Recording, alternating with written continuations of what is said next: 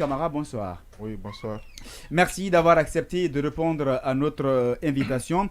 Je rappelle que vous êtes aussi le président de la Fédération guinéenne, la Fédération de gestion des déchets, c'est cela. Oui. Très bien. Alors, on va commencer par le dernier cas en date. Le gouvernement revient sur un système qui existait avant.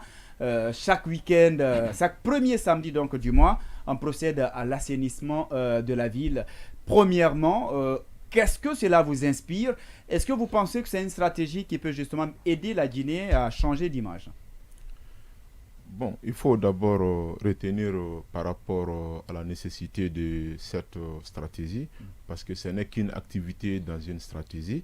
Et c'était d'abord, avant de reprogrammer cette nouvelle sortie, de tirer d'abord les leçons par rapport au passé, d'identifier toutes les faiblesses auxquelles la stratégie était confrontée plutôt, mais aussi de voir qu'est-ce qui était positif là-dedans, afin d'analyser les deux contraintes et corriger les faiblesses et améliorer aussi les points qui étaient positifs, parce qu'il y a une nécessité aujourd'hui, il faut reconnaître, de faire appel à toutes les composantes sociales, à tous les acteurs économiques, à toutes les parties prenantes, pour qu'il y ait une synergie d'action, qui est la complémentarité dans le cadre de la mise en œuvre de la stratégie nationale de professionnalisation de la gestion des déchets, accompagnée de tous les projets qui sont dans cette dynamique.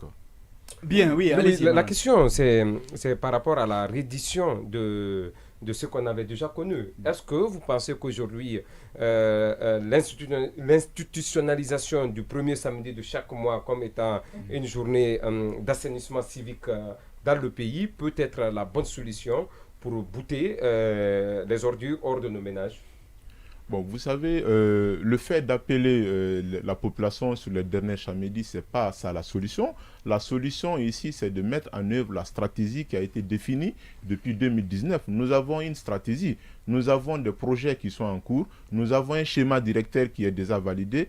Pour pouvoir gérer ici les déchets en Guinée, c'est cette stratégie qu'il faut mettre en place. Et dans cette stratégie ici, il y a la population et les autres producteurs de déchets ici qui produisent les déchets. Il y a les PME de précollecte qui sont constitués aussi à une corporation qu'on appelle ici la Coordination nationale des acteurs d'assainissement, qu'on appelle CONAC. Ce sont ces PME-là qui font la précollecte auprès des producteurs de déchets. Et après ces PME, vient maintenant Albarak, qui s'occupe ici du transfert des déchets au niveau de la décharge. Alors, tout ça c'est bien beau, mais dites-moi... Et à partir mais vous parlez de stratégie. Oui, non, permettez juste que je place... Vous me permettez. D'accord, on va le permettre. C'est extrêmement important de rappeler à l'opinion, mais aussi de souligner quelle est la stratégie, quels sont les documents de référence auxquels tous les Guinéens devraient se référer pour faire l'assainissement. Parce que ces documents ont été faits de façon consensuelle, participative et inclusive. Toutes les organisations se sont retrouvées dans l'élaboration de cette stratégie qui a fait l'objet d'une validation en 2019. Donc si aujourd'hui, il y a une activité qu'il faut piloter en Guinée par rapport à l'assainissement jusqu'en 2029, tous ces régimes ici par rapport à la gestion des déchets solides et des déchets ménagers, à cette stratégie-là. Si vous êtes une organisation de la société civile, le rôle est défini dans la stratégie. Si vous êtes un opérateur économique, le rôle est défini dans la stratégie. Alors, donc pour nous aujourd'hui, c'est de faire référence à cette stratégie pour décider quoi que ce soit. Ça c'est compris, Ce que je veux savoir, c'est que la première des choses déjà, aussi pour gérer les ordures, il faut savoir quelle est la quantité d'ordures qui existe. Aujourd'hui, Conakry produit combien de tonnes d'ordures par jour? Ensuite, dans les pays où on a réussi à gérer cette situation, il y a des sociétés de tri des ordures et des sociétés de transformation des ordures en engrais, etc. Qu'est-ce qui est prévu dans ce domaine en République de Guinée? La quantité d'ordures et également ce qu'on en fait. Par exemple, il y a 2 ans passés, la production potentielle moyenne des déchets ménagers dans la ville de Conakry était 1800 tonnes de déchets par jour, dont 900 tonnes de déchets organiques. Je dis bien il y a 2 ans. D'après l'actualisation ici des données, on ne parle plus de Conakry, mais nous parlons désormais de Grand Conakry. Donc, le Grand Conakry, comme on entend maintenant, a une production potentielle qui va au-delà de 2000 tonnes par jour. Et d'après les études ici, près de 50% de ces déchets-là sont organiques. Donc, dans la stratégie ici, il est prévu de mettre des filières, des filières de valorisation de ces déchets sur lesquelles les PME et les ONG aussi devraient s'impliquer, bien entendu, avec la collaboration des collectivités locales pour pouvoir valoriser ces déchets. C'est ce qui est prévu dans la stratégie. Maintenant, en termes, au-delà de la stratégie, il y a aussi des politiques des ONG qui s'inscrivent ici et des entreprises qui s'inscrivent ici dans le cadre de la valorisation des déchets. C'est le cas, par exemple, ici de notre fédération, où il y a pas mal de projets pilotes aujourd'hui qui sont expérimentés, que nous pouvons mettre à l'échelle, notamment la production des pavés écologiques à partir des verres, à partir des plastiques, la production ici des biodigesters à partir des déchets organiques, la production ici, n'est-ce pas, des charbons verts, la fabrication ici aussi des engrais à partir de ces déchets organiques-là. Donc aujourd'hui, la quasi-totalité des déchets qui sont produits en Guinée ont une valeur ajoutée. Il s'agit juste de se mettre ensemble pour pouvoir augmenter la capacité de production de ces entités ou de ces différentes unités qui sont aujourd'hui avec cette technologie. Alors moi, je suis un peu confus, Sékou Keita. Moi, je suis un peu confus. À vous entendre, j'essaie de comprendre. Est-ce que vous nous dites que, parce que vous avez dit que ces journées d'assainissement font partie d'une stratégie. Est-ce que vous, après, vous nous dites qu'il y a une stratégie qui est élaborée depuis 2019. Est-ce que vous voulez nous dire qu'il y a une stratégie qui est élaborée, qui est là, mais qu'on essaie de contourner pour faire des actions ponctuelles, ou bien vous nous dites que cette démarche du gouvernement de transition est de mettre en application cette stratégie. Est-ce que c'est ce document qu'ils sont en train de mettre en application?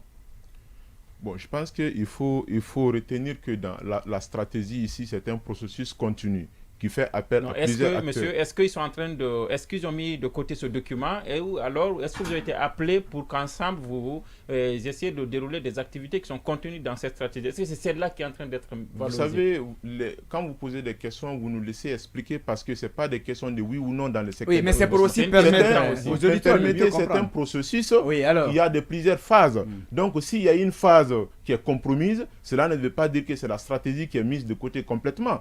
Il y a la phase ici de précollecte, il y a la phase de sensibilisation, il y a la phase de valorisation. Maintenant, dans la phase de sensibilisation qui fait appel à l'implication des différents acteurs, nous avons ici la mobilisation citoyenne. Donc aussi, la mobilisation citoyenne ici est instituée par le gouvernement à travers le copier-coller. Ça veut dire que sans tirer des leçons, sans corriger les faiblesses du passé, là, on va dire ici que la stratégie ici est en train Est-ce qu'on vous a approché, vous êtes organisé, heureusement, vous avez parlé de votre organisation, c'est une organisation. Est-ce que depuis que, avant qu'on annonce aux Guinéens qu'il y a chaque samedi l'assainissement, est-ce que vous avez été impliqué? Non, je pense que la sortie de ces samedis est confrontée ici à un problème d'inclusivité et de participation de tous les acteurs. Donc vous n'avez pas été appelé? Non, nous n'avons pas été appelés. Je pose la question parce que je connais par exemple une société qui s'appelle Togo Bala, je pense, qui avait en charge l'assainissement du marché de Taouya. Je ne sais pas beaucoup, mais que j'ai rencontré une fois dans le bureau du ministre Papakoli, en charge de l'environnement à l'époque. Vous vous battiez à l'époque pour qu'on prenne en compte les PME avec les 5 maires de Conakry. Donc je demande, est-ce qu'aujourd'hui, ces efforts qui étaient en cours pour mobiliser notamment ces PME, parfois même les associer et leur donner un peu de moyens, leur donner de la force pour faire ce que ces grandes entreprises-là font, à quelles on donne des milliards qui les appartiennent ailleurs, je vous demande juste pour savoir, est-ce que ce gouvernement de transition, depuis qu'il est mis en place, est-ce qu'il valorise les PME? Est-ce que vous êtes impliqué dans l'organisation de ces samedis d'assainissement? C'est la question que j'ai posée. Je vais tout simplement vous dire que notre fédération n'a pas été associée. Et aussi, il faut reconnaître que de façon, dans le processus aussi, nous ne sommes pas les seuls acteurs qu'il faut impliquer. Parce que c'est bon à savoir. Oui, mais quand on parle de propriété, il faut qu'on parle de gestion des ordures. Vous permettez, dans le secteur d'assainissement, il y a plusieurs acteurs qu'il faut aujourd'hui on parle de oui, mais sauf qu'on ne va pas marcher sur des heures, on va dire les faits. Pourquoi on vous pose cette question? Parce qu'on nous a dit, et vous avez relaté la chaîne, très bien, qu'on connaît d'ailleurs, vous avez dit qu'il y a la précollecte, parce que les camions d'Albarak ne vont pas dans les quartiers. Mais si vous qui êtes chargé de prendre ces déchets-là dans les quartiers, dans les ménages et les envoyer dans les points de regroupement, vous n'êtes pas impliqué, vous savez, ça veut dire qu'il y a problème quelque part. Oui, mais comprenez d'abord que dans le secteur d'assainissement, qui est considéré comme acteur. Parce que c'est ça d'abord le problème. Pour parler ici de l'inclusivité, il faut savoir, pour que le processus soit inclusif, qui il faut impliquer, qui on peut laisser. Parce que dans le secteur d'assainissement, il y a 3 groupes d'acteurs, que chaque acteur ici a un rôle à jouer dans le processus d'assainissement. Le premier groupe d'acteurs ici, c'est l'ensemble de tous les acteurs qui parlent des déchets, qui sont impliqués dans le processus d'assainissement, mais qui ne touchent pas forcément les déchets. C'est le cas des médias, c'est le cas des centres d'études, c'est le cas des organisations de la société civile qui sont impliquées plus ou moins dans le cadre de la vulgarisation, de la sensibilisation, du plaidoyer. Et le deuxième groupe ici, c'est l'ensemble de tous les acteurs qui sont dans le processus d'assainissement, qui touchent les déchets à travers sa chaîne. Soit ils sont dans la précollecte, soit ils sont dans la collecte, soit dans le transfert, dans le tri et traitement, ou soit ils sont ici dans la valorisation. Et le dernier groupe ici, c'est ceux qui dépendent, c'est des acteurs dont leur entreprise dépend de ces déchets-là. C'est-à-dire les déchets constituent des matières premières ici pour le fonctionnement de leur entreprise. Donc ce sont ces 3 entités-là qu'il faut tenir compte ici pour pouvoir parler de l'assainissement. Maintenant, dans le cas de la sortie, par exemple, il y a des gens ici qui sont redevables parce que nous avons nos obligations en tant que citoyens, nous avons la responsabilité citoyenne, les entreprises ont des responsabilités sociétales et les administrateurs aussi ont des responsabilités administratives. Donc par rapport à cette chaîne, s'il faut vraiment éduquer de façon environnementale, il faut vraiment impliquer tout le monde dans le processus. Ça veut dire qu'il faut s'interroger qui doit faire quoi dans le cadre de la sensibilisation. Par exemple, le ministre de l'Éducation aujourd'hui, au niveau de l'école primaire et du secondaire, doit pouvoir intégrer dans son programme de formation le programme d'éducation environnementale. Vous comprenez? Bien. Alors, on sait que Moustapha Kalo a déjà écrit un livre sur justement cette problématique. Oui, une question? Oui, ben, moi je fais d'abord un commentaire parce que je trouve très intéressant. D'après, il y a des choses que moi j'en ai fait d'abord un mémoire. J'ai travaillé sur le diagnostic. C'est que en fait le comportement des citoyens. Le micro, on va parler dans le micro. Le comportement des citoyens sur la gestion des déchets dans la zone de Koya, qui a des caractéristiques socio-démographiques qui est presque identique à Conakry. Moi, je suis parvenu à la conclusion qu'on a à peu près 1500 tonnes de déchets. C'est possible, ça c'était en 2017. Ça c'est des déchets de ménage. Sur la base qu'avec les études qui existent, vous avez à peu près 0,5 kg de déchets par citoyen par jour. À Conakry, on a à peu près 500 000 ménages. Multipliez ça par 3, ça vous fait à peu près 5 000. Mais ça, je n'ai pas pris les déchets. 1500 oui, 1500 tonnes. Bon, il parle de 500 et il parle de 2000 tonnes parce que moi, je n'ai pas pris en compte les déchets industriels.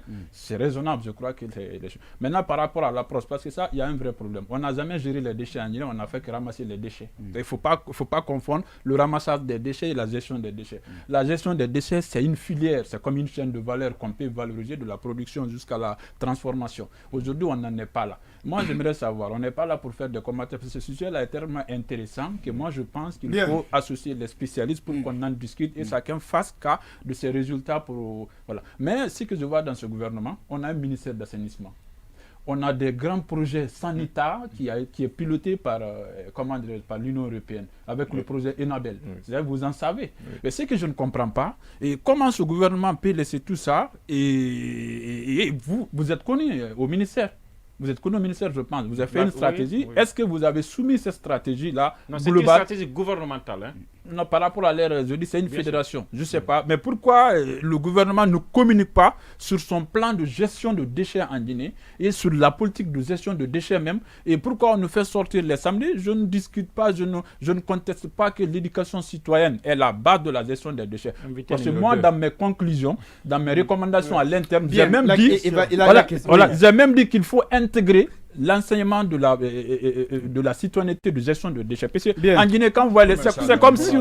Alors, il va répondre à la question. Voilà, donc désolé parce que c'est un terrain... C'est quand même important. C'est un terrain qui se centre de la contribution. Elle est importante, mon cher ami. Donc, moi, je sais pourquoi le gouvernement aujourd'hui est en train de nous faire des tintamars avec les samedis d'assainissement, alors qu'on a un ministère qui doit rendre compte. Je ne comprends pas, moi. Encore lui Vous savez, d'accord, oui, allez-y. Vous savez, le cas de la Guinée ici, il y a une faiblesse globale qui est généralisée. Nous faisons de très grandes études, nous faisons de très bonnes propositions, mais l'application dans tous les secteurs d'activité est confrontée au véritable problème. Donc le secteur d'assainissement ne fait pas exception. Il y a eu toujours des études. Chaque projet renouvelle les études. Vous comprenez un peu? C'est très dommage de voir par exemple que seulement dans la zone spéciale du Grand Conakry, qu'il y a le projet de la Banque islamique pour le développement, qu'il y a le projet de Sanita, les deux phases, Sanita 1 et Sanita 2, qu'il y a également aussi beaucoup d'autres appuis tels que le programme de l'AFD par rapport à la construction des centres d'enfouissement technique dont les dernières réunions nous avons suivi. Vous voyez un peu, mais tous ces fonds-là sont malheureusement concentrés sur le Grand Conakry avec une population de près de 3 millions d'habitants. C'est pendant qu'il y a 10 autres millions d'habitants à l'intérieur du pays que le gouvernement fait d'eau. Encore lui. Même Conakry n'est pas propre. Le problème, si Conakry était propre. Donc on ne peut pas comprendre qu'avec tous ces fonds, que jusqu'à présent, Conakry peine à être vraiment une ville qui répond. Quand même, ces derniers temps, on disait que les choses s'étaient améliorées avec le système Al-Barak et tout. Non, je voudrais juste vous poser cette question. Oui, parce qu'il a raison, il faut accepter ce constat. Avec Al-Barak, il y avait quand même une certaine classe. Mais est-ce que ça ne vous gêne pas? Avec Alpha Condé. Oui, disons Al-Barak, parce que Alpha, c'était un État, l'État, c'est la continuité. C'est clair. Je pense. Mais est-ce que ça ne vous gêne pas que Al-Barak et Piscini, par exemple, qui ont des contrats de milliards par mois, rafle ces marchés-là, alors que vous étiez là, je pense par exemple à Poubelle de Conakry et beaucoup d'autres qu'on connaissait ici. Est-ce que vous pensez qu'aujourd'hui, on peut faire confiance aux PME que vous êtes pour que vous vous constituiez en groupement et qu'on vous donne l'argent qu'on donne à ces multinationales? Est-ce que vous êtes prêts? Est-ce que vous avez aujourd'hui la capacité de faire ce que Al-Barak, par exemple, fait en Guinée? Est-ce que c'est possible? Est-ce que vous faites des propositions comme ça au gouvernement? Bon, je pense qu'il faut retenir que c'est par rapport à ces contrats, d'abord, les questions de contenu local, les PME souffrent beaucoup.